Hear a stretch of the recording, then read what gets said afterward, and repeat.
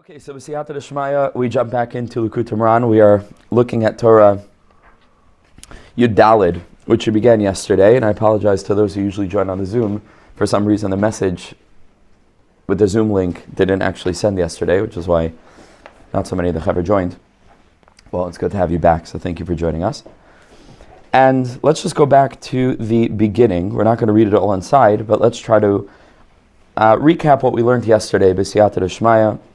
We started yesterday by speaking about attempting to draw down peace, to draw peace into our world. And the tzaddik says that the way to do that is to elevate HaKadosh Baruch Hu's kavod to its shoresh, which is yira. We spoke a little bit about yira.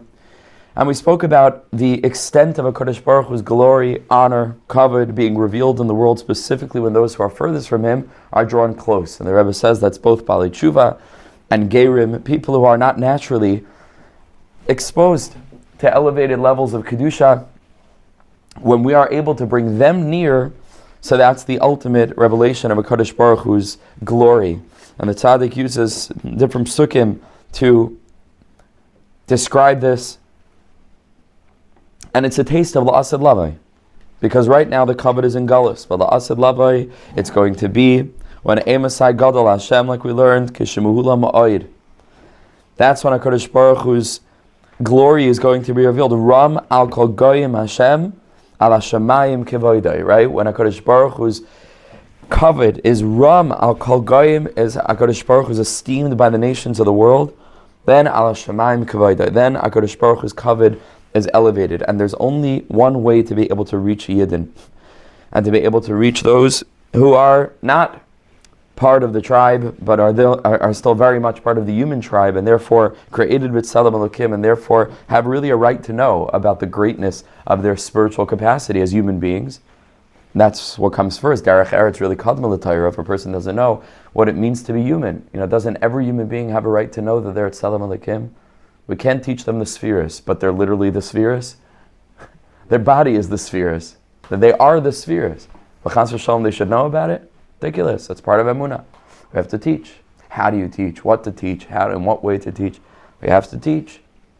They have a right to know. When they know, doesn't mean they have to become Yidden. When they know, and they are connected and bound up with us, because we expanded the definition of us to include not just Atam Kriim Adam, which is Am Yisrael, but the whole entire world is karei in some sense, some form of what it means to be human and what it means to be created in the Tzelem of Elokim. So the way to do that and the way to reach them is through Torah. And we said that on one level it's intuitive, because if you learn Torah, then you're able to teach Torah, right? And ultimately we want that the Yafutzu Ma'anasecha should be Hachutza, right? That our Limud Torah should be able to reach the outermost extremities of the realms of Kedusha, to be able to go out, far beyond the natural boundaries of who Torah is ordinarily reaching, and to go ahead and to reach.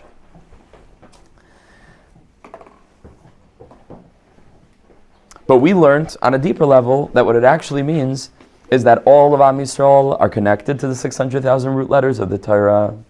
And Am Yisrael, Allah b'machshava tchila, that means that our earliest primordial root is within the machshava, the chachmila of HaKadosh Baruch Hu, which is one with the Torah. That's where the Torah comes from. Michachmila nafkes. So then ultimately, when Klal Yisrael are learning the Torah, this causes the letters, which are the root souls of the Jewish nation, to be mizavig, one with the other, again in some sense. And out of this zivug is born, there's a hisnoitzitzos, there's a shining and illuminating one to the other. Out of this zivug is born the neshamas of the Gerim. Out of this is born neshamas of Gerim. And certainly Klal Yisrael in and of themselves, even though they might be estranged, but Rabbi Nachman says they're still called Paishei Yisrael. And in the sense that they're Paishei Yisrael, so then certainly their neshamas can be illuminated, that we spoke of at the end about Kiruv, right? And maybe that this is another technique to be able to reach them, is to recognize this, that by learning, you never know, could have an impact on somebody. Afal pi shachata, they're still Yisrael who, and they're included. And this is the way that by reaching these souls, we can elevate the kavod of HaKadosh Baruch Hu to its yira, meaning we can bring every single human being in the world to live with a deeper sense of awareness.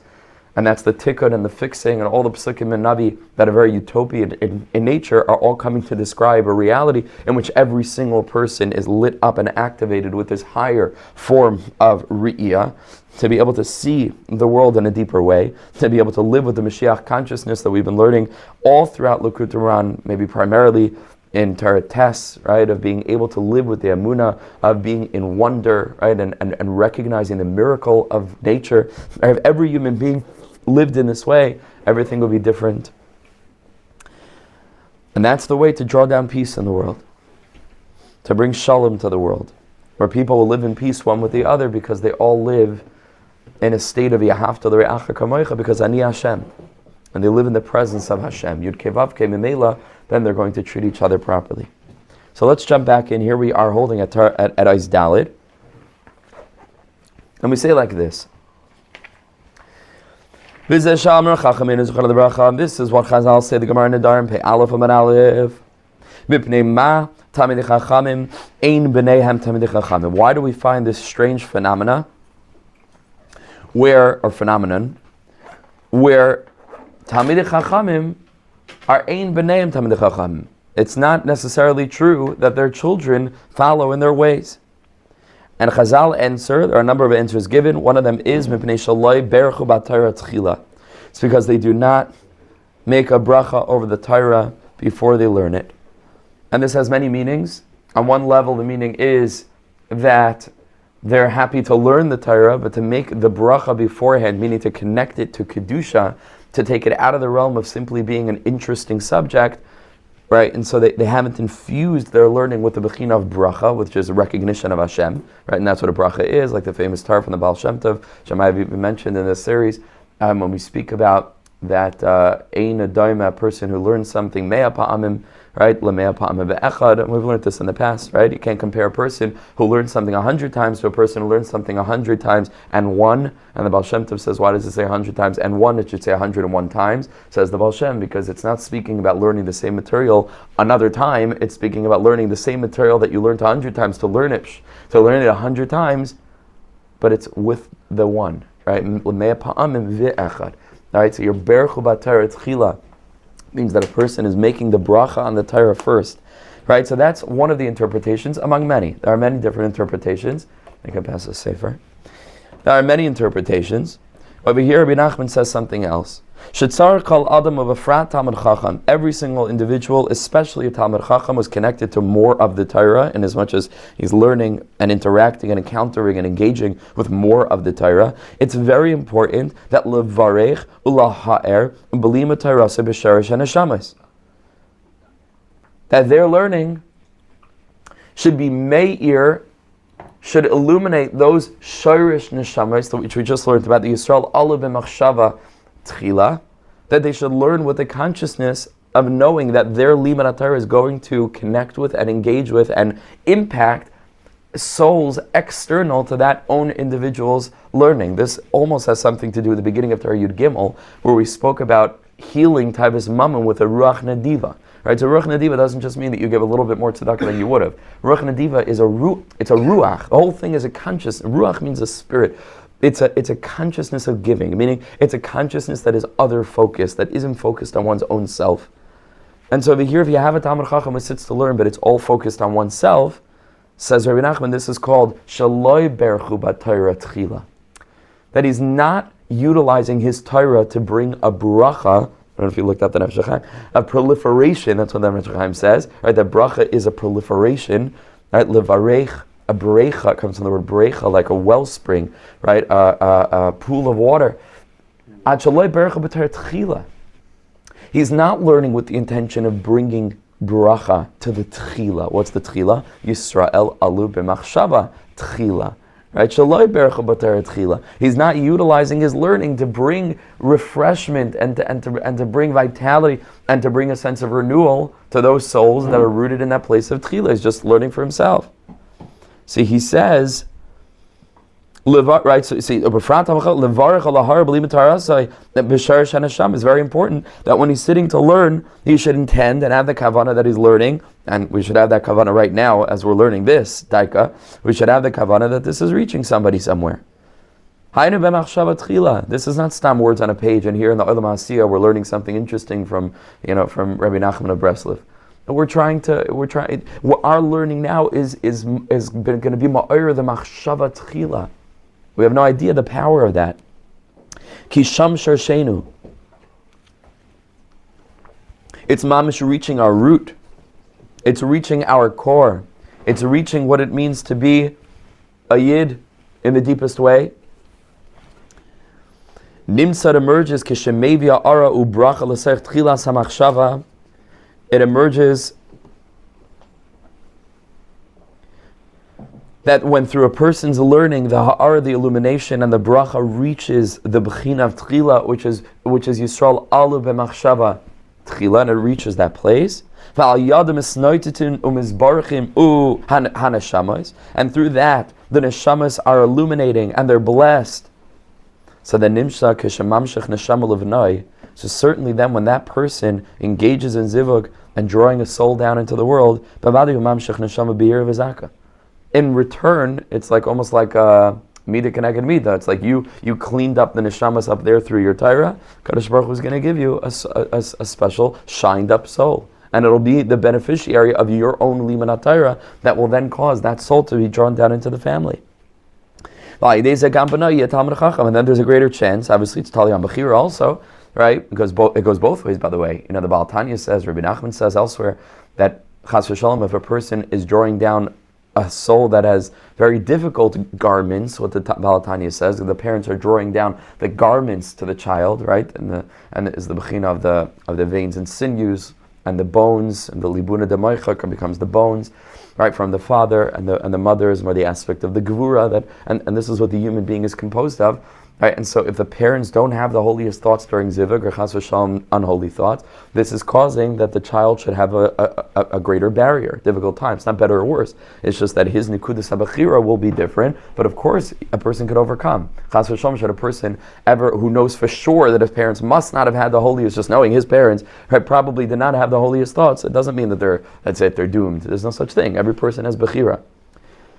But over here, there's a better chance, right? The child is more refined. And so it's possible that the gambana yeh tamir chacham. But when a person is not trying to do this when they sit and learn, so then when they tap into that realm of souls in order to draw down a soul into the world, V'isha, Zacha, Shechina, Shruya Beinayim, to bring the Shechina down. There are three partners in the creation of man, the Gemara tells us, right? A man and a wife and a Kodesh Baruch Hu. When a person is drawing down souls, Hanashamo b'bechinas ani yeshena. It could be that you draw down a sleeping soul. A soul of ani yeshena. And again, just in the vein of what I said yesterday at the end, with regard to Kiruv, and with regard to different methodologies and which realm are we operating in, and what we think is primary and what we think is secondary, or what we think is the most effective and what we might be ignoring from the standpoint of efficacy, who knows whether our diagnosis of different societal ills are directly correlated with what appears to be the linear cause of those things. Maybe it's bechlal something else. Like maybe it could be that if we have so many struggling kids, it doesn't actually have to do with A, B, C, D, E. Maybe it has to do with the fact that we're not educating people on how to be holy during zivuk. Like maybe it's something completely different. And sometimes you need tzaddikim to be me'ir, like, no, this is connected to that. And I never would have known that otherwise. And maybe like if I attack or approach the problem from the totally, I would say maybe counterintuitive or not directly intuitive way, maybe that's what the solution is. Like so these things are so complicated, and Ruchnius is so real that if we just live with Olam Hazeh Deka Eigen, we live with eyes of this world, then I don't know. Maybe we're resolving situations only in some way, But bechitzonius, right, bechitzonius. But maybe there's a whole pinimius structure that if we follow the tzaddik and we work on this and we work on that, so then things fall into place in a way that I know, and I don't necessarily need to attack a problem sort of head on, according to my perception. It's just an interesting thing. So he says maybe this is why our children struggle. I don't know, but he knows. But this is what he's saying. He says this: we're drawing down souls that are aniyah shena souls, nebach, and they're not worse. It's just the mitzias. They have a much harder time, and it's not their fault, and it's not the fault of smartphones or anything else. Like it could be that this is why. because they're ani yeshena souls. Ve'ena me'ira. V'bnei zeh lo yeh b'nei talmid chacham. V'zeh mipnei shalei berecha b'tar tchila. And so I mentioned just in that little parenthetic thought that it has to do with the thoughts during zivug, which is true. But over here, the Rebbe is saying that it's even beyond thoughts during zivug. It actually has to do with the way that we learn, right? It has to do with the way that we learn. Because even if a person is conscious b'shas zivug that they're trying to draw down a neshama, and like a person could be half conscious of Hashem, and could be half conscious of holy things, and we're not going into that whole inning now, but it could be even half conscious of the other in the relationship, and not just think about oneself, etc., etc. And there's a whole huge sugya, right? But that a person can be conscious and not yeshena, but a person should be right, from the standpoint of das and awareness, that a person doesn't have to lose their whole tzelem alekim in that moment, chas v'shalom, but a person should be aware, spiritually connected. There's no reason why not.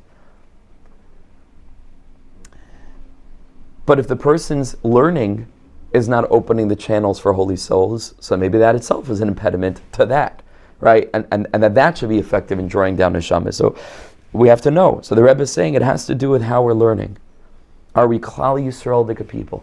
That's really what it comes down to. And I like when I'm learning Likutei Moharan, when I'm learning everything, and you ever know this already because we've done this many times, to bring it down into the pragmatic, right? That meaning to bring it down into the dynamics, because I believe that the guf on every madrega is only a reflection of the neshama, right? That's why the guf looks the way the guf looks, because the neshama looks the way it looks. When you have chesed and gevura, that becomes a right hand and a left hand. So it's the same thing in Limud Torah. And for the chevra, by the way, who are local, Shabbos afternoon, I'm going to be giving Bez Hashem a Shabbos HaGadol Joshua. We extended it a little bit.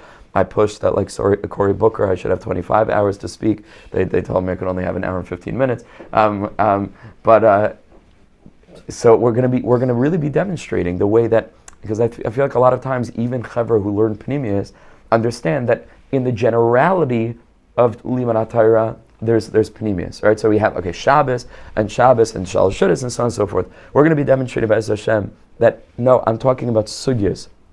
I'm talking about different shitas. We're going to be learning about the mechanics of bittul and how that works in 3 shitas, and you can get into and then the pnimius of that, right? Into the ma'amakim of a sugya, and nobody's really learning like that right now. Or maybe Rav Kluger a little bit, but nobody's really taking mamish sugyas like you'll learn in Ian Shir, in a week. And really taking a sugya that you took apart, and there's this shita and that shita, these rishonim and these achronim and these dynamics and the lumdus of this, and then showing that all of that is pnimius. So I believe that every aspect of guf is a reflection of neshama. Now I completely lost my train of thought. Where was I going with that? Yes, that reflects that, and because I believe that, who knows? What else was I saying? Thank you. Right, so I believe, excellent. So I believe that everything that man, you save my life. So I believe that every single thing here has a reflection in a sort of this worldly dynamic aspect as well. So let's talk about that. That means very basically that a person is more likely to have a child. Again, there's no guarantee one way or another. There's never a guarantee, and it could be millions of different factors. But one of the factors that could ostensibly make it so that one's child will live with a holy consciousness is if the parent is Kehal Yisrael oriented. If a person is thinking mission oriented. If a person is a person that's Berechu Batar Tchila because they're thinking always about others, and their whole Yiddishkeit isn't just wrapped up in their own self, but it's something much bigger, it's something much broader, right? So even on this worldly level, just to have the consciousness of Kehal Yisrael, right, and that the child grows up in a home of chesed and so on and so forth, that itself could be an aid, right? It's not a guarantee, but it could be an aid. Okay, so that's the end of that. It mentions Kehal Yisrael in it. Yeah. Right, and it says of Kehal, like mamish. Beautiful. Kehal Yisrael. Right, exactly right. Okay, so that's the aspect of Al Shalei Berach B'Torah Tchila. When a person does, but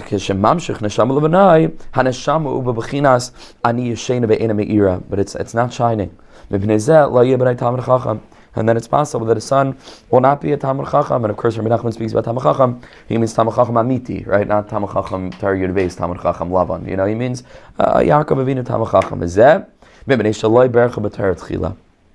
because he has not illuminated the bechina of tchila Yisrael alu b'machshava tchila by through his learning. Hanasharash hanashamas bebechinas Yisrael alu b'machshava tchila. Ois hey. I guess if one has the his priorities right, he has his build up that there is first aleph alu b'machshava, and then the rest. So the outcome is that he builds a proper neshama with the correct thing. Bidiyuk, exactly what we're saying. Bidiyuk. Once heard. Very quickly, yeah. The Gemara always starts with Daf Beis, and I always heard that the Aleph is before you learn, you have to have a. So here, in a way, he says the Aleph of every Gemara of every learning beautiful. Is the It's Kehal Yisrael. Beautiful. Also, I heard Italy had the most many Rishonim. They were greater, and the reason that there is never developed into anything is because they did not teach. They didn't have yeshivas. They were all extremely great Rishonim. And this wow. Okay, got to spread it. Beautiful. Shkoyach. So here we go. Weiter in Eishei. The ein adam zeicha Torah elai shiflus. But the only way that a person can really be zeicha to Torah and to learn Torah in this way, of course, it takes shiflus, meaning it takes the realization that I am only a part of a much bigger whole. Chazal say in the Gemara in Eruvin, umi midbar matana. Right? That the Torah was given in a midbar. Why? Because a midbar is a very humble place, very flat. It's right, it doesn't lift itself up. Of course, the Torah is given on Har Sinai, and HaKadosh Baruch Hu forsook all of the different very high mountains, and HaKadosh Baruch Hu chose to give the Torah on Har Sinai. It's a reflection of Moshe Rabbeinu. We're going to be learning about in the Shabbos HaKol Drasha as well. Be'ezras Hashem. She'yishaber gavasai and me'arba b'chinas shiflus. And the Rebbe says there has to be 4 different kinds of shiflus that a person makes himself small. A person needs to make himself small in 4 ways. Number 1, obviously, goes without saying. A person comes in contact with a person who's greater than them, so then they recognize that, and then they feel small. 2, is is in front of other people who are on the same level as him, which, okay, it's a little bit more of a chiddush, right, that a person should feel shuffle. 3, is lifnei ketanim mimenu, that a person should feel even humbler than a katan, than a person who's even smaller. And then the 4th one is v'lefa'amim shu ba'atzmai katan shebeketanim. He could even be the smallest of all of them, but v'tzarech lahaktin es atzmai keneged madrigas atzmai. He should still consider himself not even to have reached the madriga that he thinks he reached, whatever low madriga that is. V'yadam v'einav shu l'matami madrigas, and to think in his mind that he hasn't yet reached even the madriga that he thinks he reached. So, kal v'chomer, right, a person who is less than him, who is outside of himself, right, that he's for sure less than that person, always, he's katan b'fnei everybody else. Kal v'chomer, to a person who is on the same level as him, and certainly all the more so to a person who's a gadol, right, but b'china shvu ish tachtav. Right? Speaking about Shabbos, that a person should reside even tachtav, like below their own self. A person should be maked in themselves, and a person should, in the bechina of ratzai, right? Obviously, shayv, a person needs to say, I'm good, and Hashem is with me, and so on. This is the bechina of ratzai, where a person is recognizing the constant distance of HaKadosh Baruch Hu, im esak shamayim, then sham'ata, HaKadosh Baruch Hu is always distant, and the Rebbe is saying that the depth of the bechina of ratzai, which we learned in Torah Vav, is so incredibly extraordinary, right, and is so incredibly deep that even the madrega that a person thinks he already attained, I mean, in Torah Vav, it meant that the madregas I attain, but as still, Sham'ata, I realize that Sham, HaKadosh Baruch Hu is still there. There are more madrigas to reach. Over here, the Rebbe is saying that it isn't just true linearly from the standpoint of progressing along the road, and as you progress, more and more of the road unfolds. The Rebbe says that there's a depth of quality within what you already have, where the road doesn't just go horizontally across, it goes vertically down, meaning it's deep. It's very, very deep. You understand this? Right? And so that's what the Rebbe is saying over here, that you have to be maked in yourself b'fnei atzmecha. So the madrigas that you already reach, I have that in the bag, says the Rebbe, sham'ata. Right? Meaning, I'm trying to express this, meaning even within the realms of the madriga that you already have, the Rebbe is saying there are madrigas, even if you don't change an iota from trying to progress and to gain and access other things, it's already there, but there's depth. You have to go deeper. Shvu ish, tachtav. Go underneath where you already are. It's not beyond, it's within. And this particular teaching from Likutei Moharan is unique among all of the Rabbi Chana teachings because we are going to be privileged with 2 Rabbi Chana episodes within this. So this is the first of 2. Says the Heilige Tana, Rabbi Bar Chana, Lididi Chazali Urzila. He says, I saw the Urzila. Urzila means a mountain goat. Bar Yoima, 1 day old. And Dahavakar Tavar. It was absolutely enormous. It was gigantic. It was as big as Har Tavor, which is a mountain. And it was 1 day old. Like it was the small, it had just been born. A massive mountain goat. And how big, you want to know how big is Har Tavor Kamahave? Arba parses, 4 parses, 4 miles parses. And the place, where it stretched out its neck was 3 parses. Just its neck itself, the mountain goat has a very long neck. Ubei Marbata, and the place where it lays down, the Resha, where it rests its head, Parso Palgo, was a parsa and a half, that's its head. Verama Kufsa V'Sacha Yardana. And it used the restroom, and, right, Verama Kufsa, and it blocked up the whole Yarden. Because it was so gigantic that it blocked up the Yarden, and very unfortunate for the ship that happened to be in the vicinity trying to get by. Okay, this was this Urzila Bar Yomi. Says the Heilige Rashbam, Urzila Bar Yomi Re'em. There's a goat Ben Yom Echad, and it was 1 day old. The Oisai Yom Nolad. It had mamish been born that day, and Kar Tavar. It was born like Kain Nolad Gadol. Like it's trying to say, it was 1 day old, and it was as big as Har Tavar. Be'em Arbat to the Reisha Makam Anachas Rosh, the place where it lays its head. Kisha Shoichev Al Ha Karka. When it lied down on the ground, Rima Kufsa, Heitel Ri'i, right, use the bathroom, and Sachra, or Ili Yarden of the Risha, it blocked up the Yarden, Ad Shemis Misu Hamayam Atmat, until the water sort of eroded it because the water is flowing, and bit by bit, it was eroded. Says the Heilige Rabbi Nachman Tzchusia Ganalena, what does all this mean? Urzila Bar Yahima, Aina Bechinas Kavod Shavakam Ziluza. He says that Urzila is the aspect of the kavod of HaKadosh Baruch Hu, which is in the dumps, which is not where it's supposed to be. It's in exile. It's not where it's supposed to be. V'zeu Urzila. What's Urzila? Urzila. Ur hu b'chinas kavod. Ur is like R, is light. And that's the aspect of Hashem's kavod, aretz he'ira mi chevaydai, where the whole world is illuminated with HaKadosh Baruch Hu's glory. And Zila, right? Because it's cheapened. So Urzila means the cheapened kavod of HaKadosh Baruch Hu. V'lama nikra bar Yoima, why is it a 1 day old Urzila? Ki lo yizgala kavod ela b'bias Mashiachenu. Because Bar Yoima is going to be the fixing. So Urzila is the problem. Bar Yoima is the solution. Why is Bar Yoima a reference to the Gulo? Ksiv Bey, because it said a number of places in Chazal, when it is Mashiach coming, and he answers, Hayom, coming today. Hayom imikoyle tishma'u, but it's contingent upon you listening to my voice. And so Bar Yoima means Mashiach. Mashiach is Bar Yoima. He can come today. Right? He's Hayom, Bar Yoima. So every single day we can bring kavod out of galus. It's up to us. So how do you do that? So the Rebbe had told us that the way to do that is limat Torah, right? Limat Torah in such a way that a person in the learning is able to awaken and activate the bechina of Yisrael alu b'machshava tchila.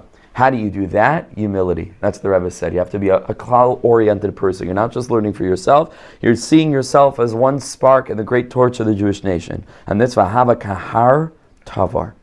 That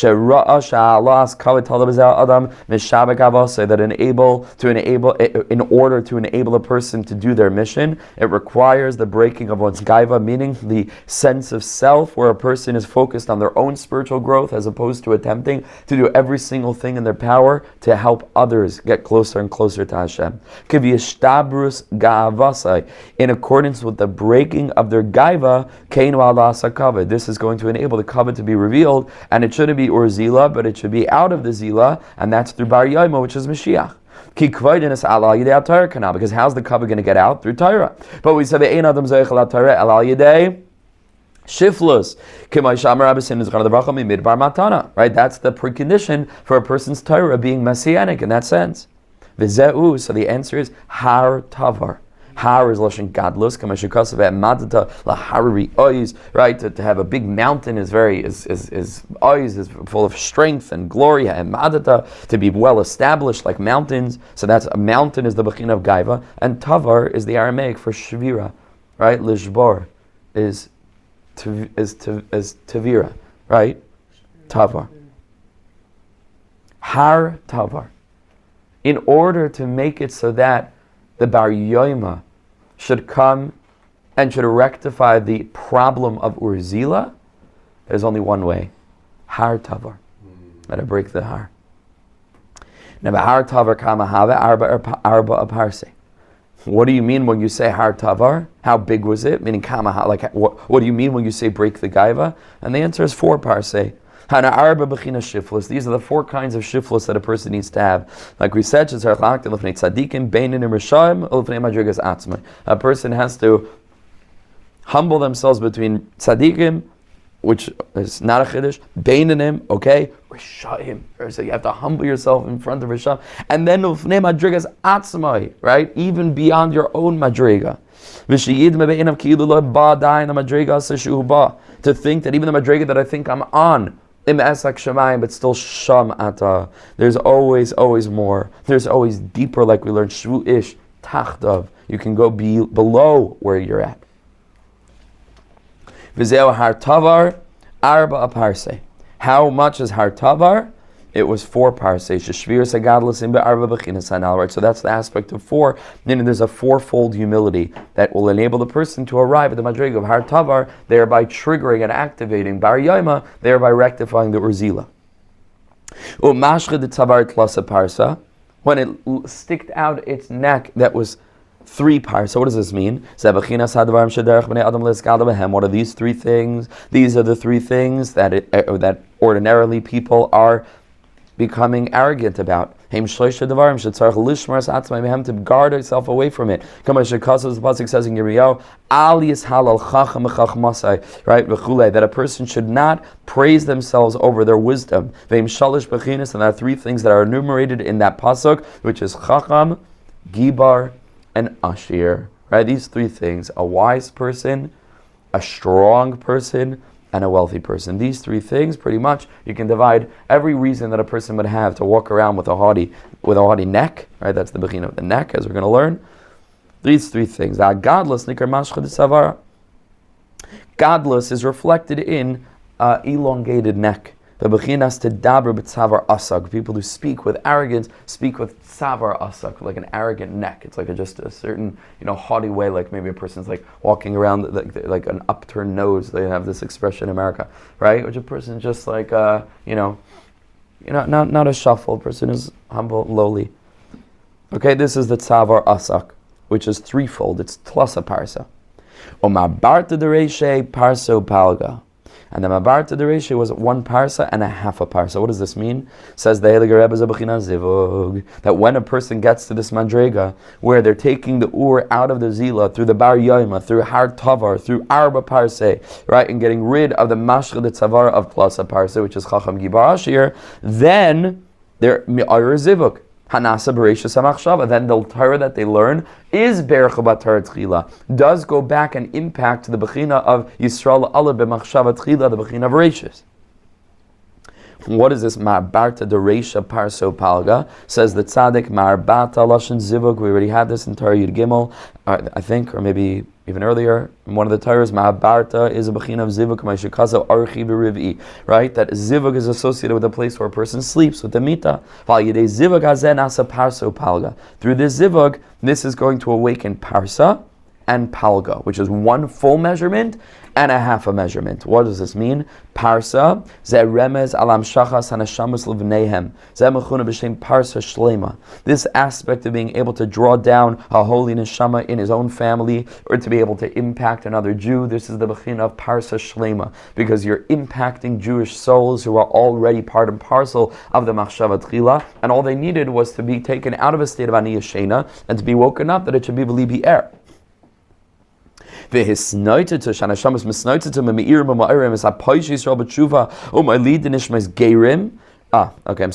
Even included in the Parsa Shlema isn't just is only. It doesn't also include reaching Paisha Yisrael. It's still going to be Palga. We're going to see why.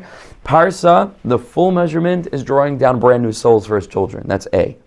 Palga is the ability to be able through the Torah to reach the ultimate others, right, who are already in this world, who are the neshamas of Bali Tshuva and Geirim. Zemachuna b'shem palga, and these are called palga. These are half measurements. Why are they half measurements? They have not made it all the way. They're still halfway on the journey, right? Meaning, from a certain sense of commitment to Torah observance, right? Even though they might have, like we mentioned yesterday, many other wondrous traits that we lack, that they have.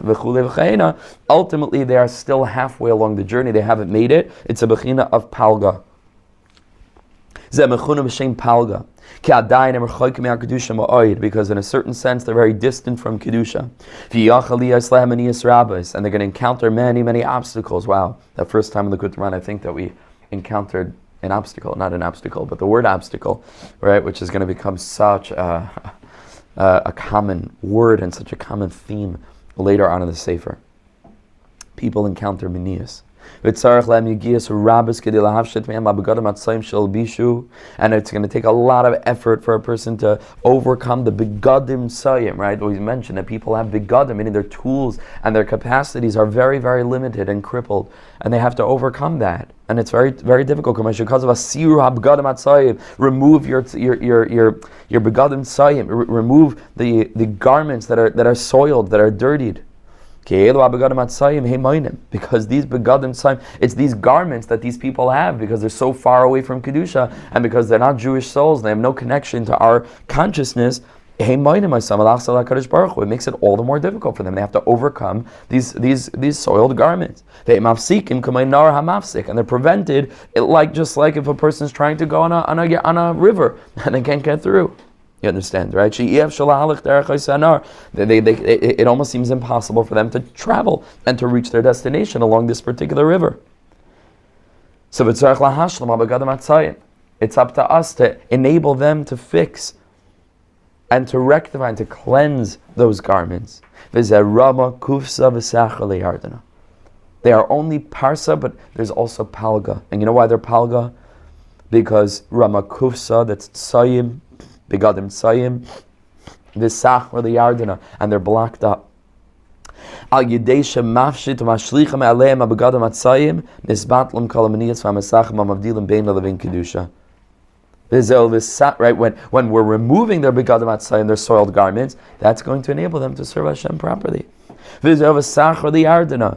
And it's blocking up the Yarden. What's the Yarden? Ki Yarden mafsik ben kedushas Eretz Yisrael lechutz la'aretz. The Yarden is reflecting that which fundamentally, in and of itself, is the border, right, and preventing one from reaching Eretz Yisrael. But if it's not blocked up, then a person can pass. If it is blocked up, then it's blocked up, and they cannot get to Eretz Yisrael consciousness, right? Because they're fundamentally stuck in the Bechina of Esav, going back to Torah Aleph with all of its associated facets and aspects.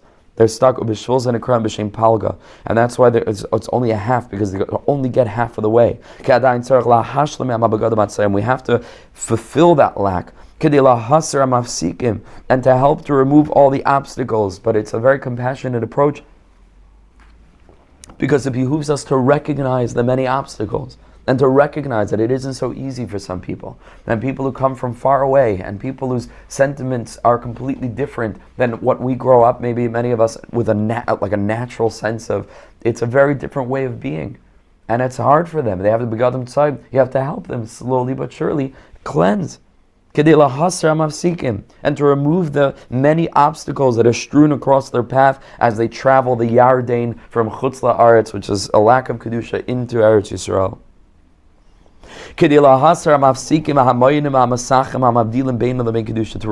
the mafsikim and the moinim and the masachim, the things that are blocking them, the obstacles, and masachim, the different masks, to enable them to remove it and to be able to get there. But going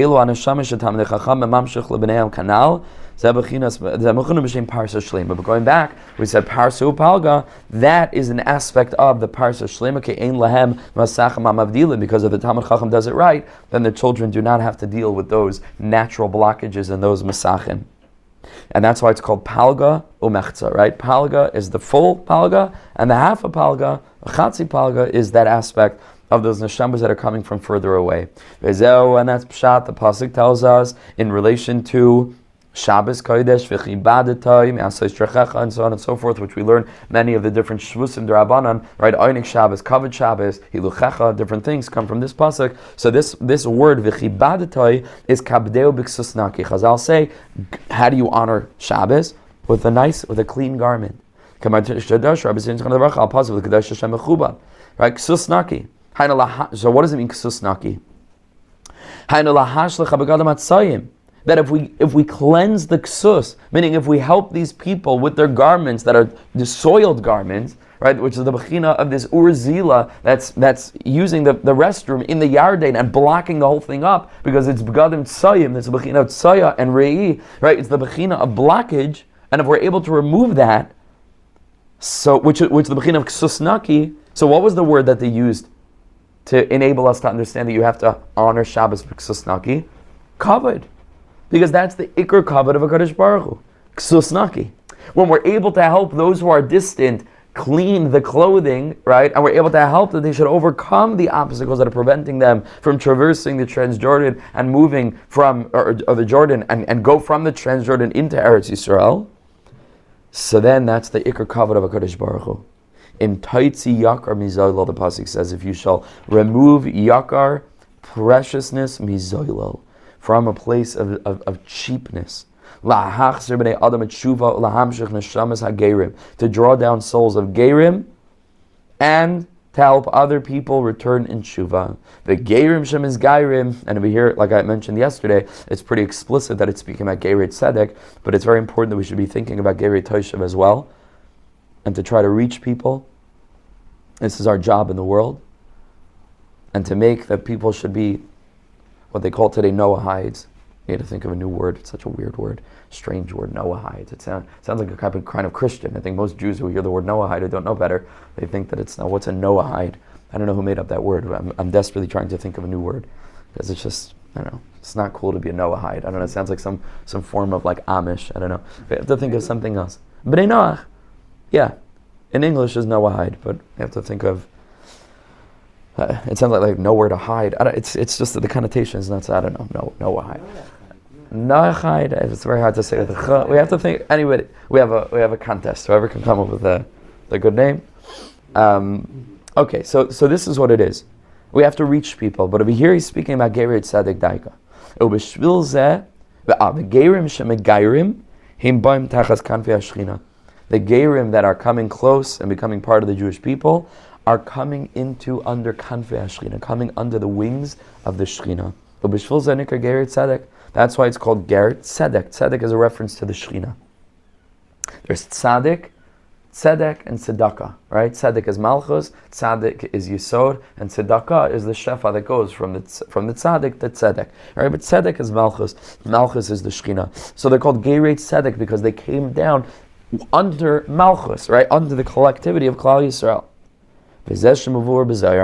And this is what it says in Zohar Kadosh, in Parashas Yisrael. Ksusnaki, the kanfe mitzvah hainu shchina. Hanikris mitzvah, b'bechinas kol mitzvah yisecha, tzedek. You want to know what ksusnaki is, what it means to have clean garments? This is the wings, which is the protective element, the enveloping element of the mitzvahs. This is called ksusnaki, which is the shchina. which is the Shechina is called a mitzvah because it says Kol mitzvah secha tzedek, and we just said a moment ago that tzedek is a code word for Malchus. There's the code, which is the Shechina. So the Rebbe says over here, you see that ksus naki is the defining factor of what enables a ger to become a ger. Why? Because ksus naki is kanfei mitzvah. Kanfei mitzvah is Shechina. How do we know? Because tzedek. And gerim are called gerei tzedek, which means to say that what enabled the ger to become a ger tzedek, right? Meaning that they should come and have a shaychus with malchus, which is the collective soul of the Jewish nation, is ksus naki. Is by helping them to refine their capacities, their tools. Shezeh ikar v'zeh v'chibadatai. And this is pshat, right? Going back to that other Gemara, which learned ksus naki with regard to Shabbos out of the word v'chibadatai, is because shezeh ikar kfaidai. When we can help a person cleanse their ksus, and it becomes a ksus naki, which enables them to come close to the Shechina, memil they become gerei tzedek. This is the ikar kavod of a Kadosh Baruch Hu v'chibadatai b'ksus naki sheyachnes gerim tachas kanfei Shechina kanizke el. That we brought these people under the kanfei Shechina, thus proliferating the honor of a Kadosh Baruch Hu in the world, and not just any old honor or any old layer of a Kadosh Baruch Hu's honor, but the ultimate extent of a Kadosh Baruch Hu's honor, because the deeper and the darker the pit, if there's light that's able to reach even there, we say, this is the gilui of how strong and how powerful and how great that light is. Wishing everybody the most wonderful day. Be'ezras Hashem. Thank you for joining us.